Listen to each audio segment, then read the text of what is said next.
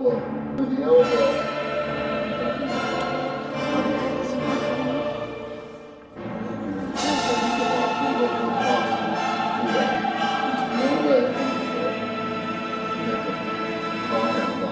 Now you've got that here, 2 with the wrist, and 3 with the triangle itself. Video that I show when somebody does that, but you can go to this one. And this around here. But we go for it, knee rolls and knee up, and that's switch right under. Just up over here. Now is that pressure? All at the same time. To here. So, I mean, but you had it right by you.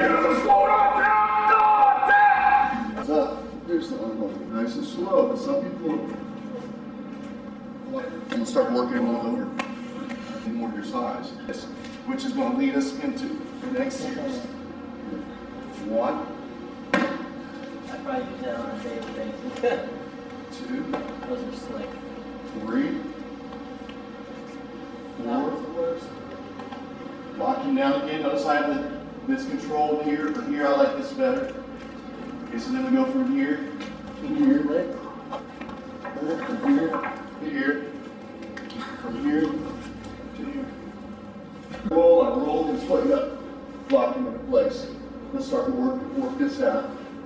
Working out to here, to here, to here. But once you got it, lock it in, go crank it out, move it down. Then put my weight on, thread that foot. Both hands under, this foot comes up, under this foot. Pull and roll on your back. And roll, extend this to here. Okay. 1. Feet, thread the foot in. Once you're here, try to touch the ball of your foot to your shin.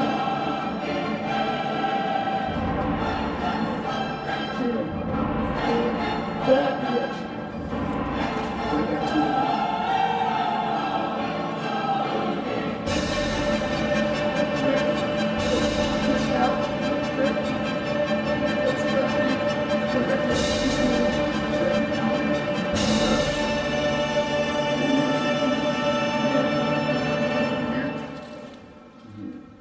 Gable grip.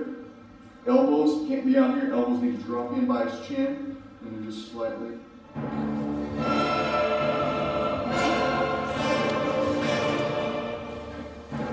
Pushing away. As you're pushing away, the control this wrist is so easy. So once you're here, push off and pull.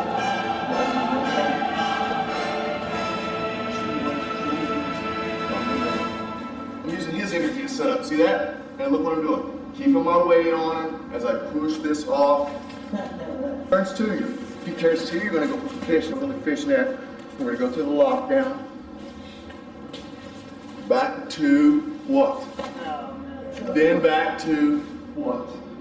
Then back to what? Okay. Yeah. Submission. Oh, zombie rubber guard to move it away from it. Just push it off. As he tries to wrap this leg comes in. So I'll come up a little bit, pull that. We get this, we go to go. Here, push it off, push it away. Get to here. Now it's there. Now what were you saying? Thank you for turning from here. Okay. Alright. Also from here you've got a nice little ball. See that? See? I'm controlling his. See that? I don't want him to roll up. I'm controlling the roll. Push him off, push him off. Get to here. Here. When I come out, I come to this. Yeah, like that. Flip it over. Gets to here, he flips me over. Yeah, okay. He's rolling himself and watch. Oh, I say, I don't want this. Close. Push. Right from there, turn your foot slightly.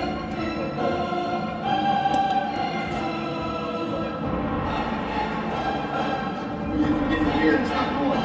So you go closer to that here. He does roll. Swing from this one. Like this, do like this. Like this, like this. This is like and that foot, pull it out. Take this one in. This. Down into here. Seat up right over this leg.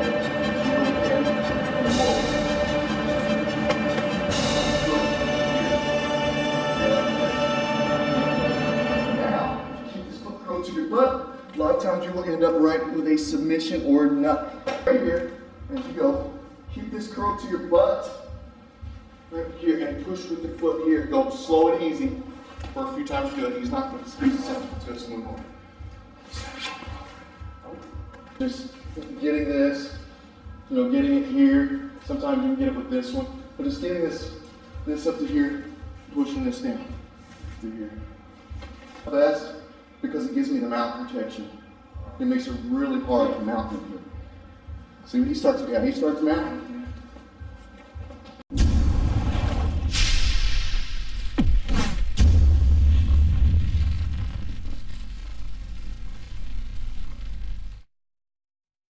The second one that we're going to do is just show you a way to tighten your triangle up and close that gap on the transition a little bit.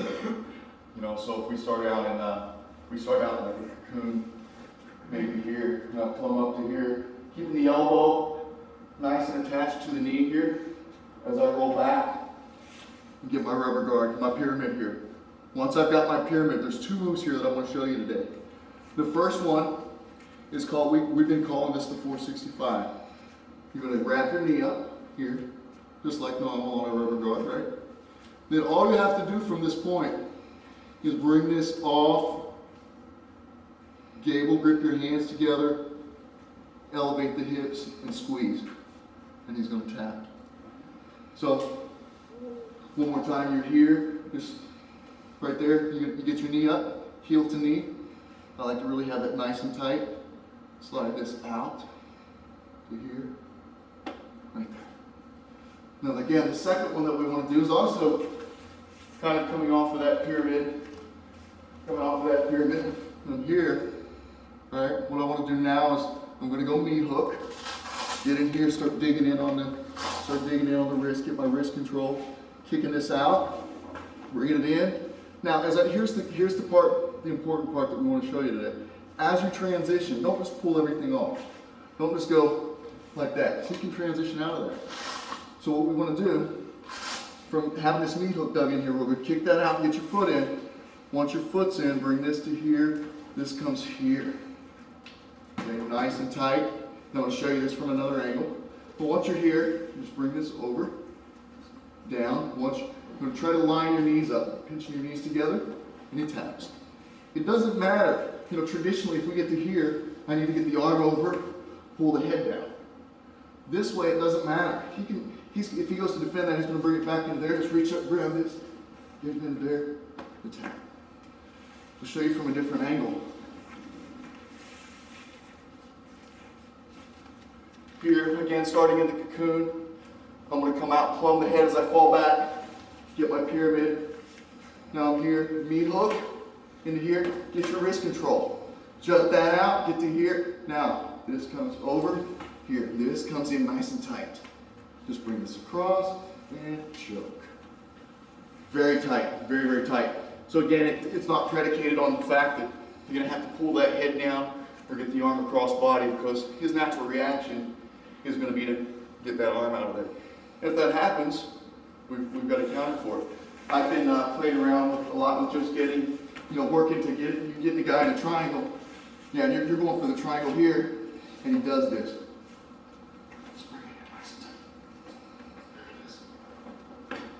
You don't even got to get this nice triangle. This is what we call the triangle angle, right? Nice and teed off.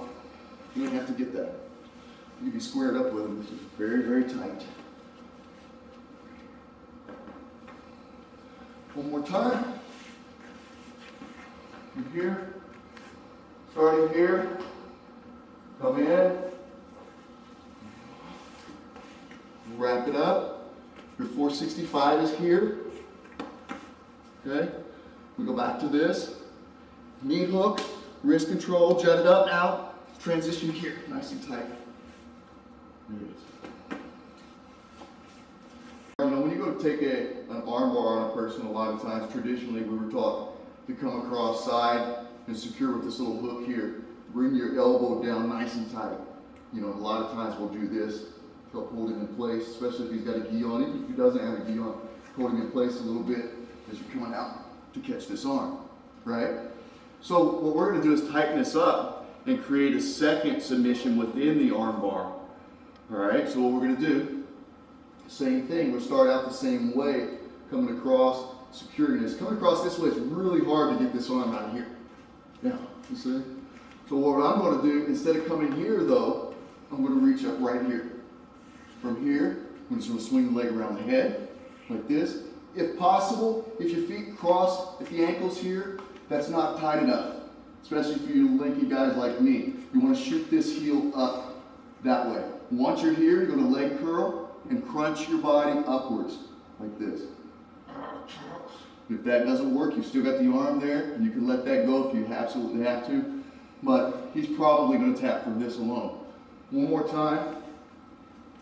Let's go across, secure it here, secure it there, right here. If he's not tapping, tighten up. So we're calling it really gives you a feeling very reminiscent of the invisible collar. So we're calling this the invisible arm bar.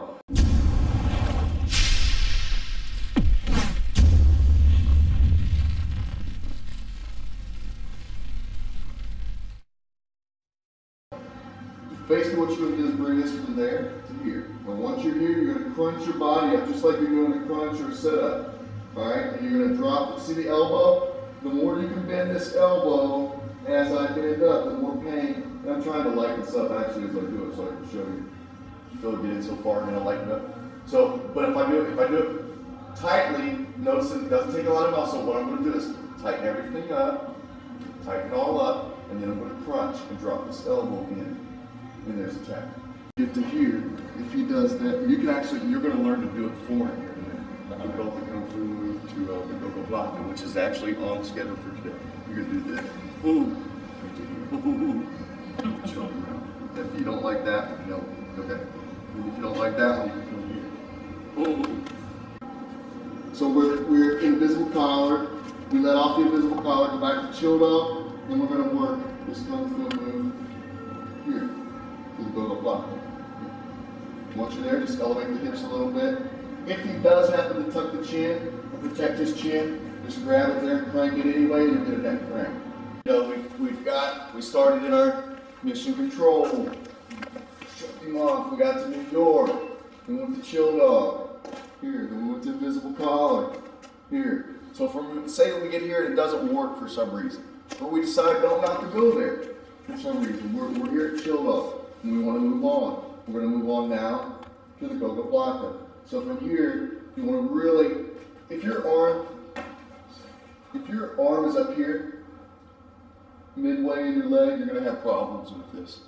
You're not going to get the clearance that you need. It's got to be down here at the elbow, or at the ankle. So make sure that you are here at the ankle, or at the ankle as close as you can to the ankle. You don't have to be like right here, but right on your shin is a really good place for it. You don't want to really get up on your calf a whole lot. So right there. And once you're here and you decide to move on, in Kung Fu there's a move that's like this. It's called the Hun Sao. And Eddie actually calls it the Kung Fu move. So you go from here. This lifts the chin. As you're reaching behind, you grab the big part of the toe, the ball of the toe here. And once you're here, you're going to elevate your hips, arch your hips, just like that.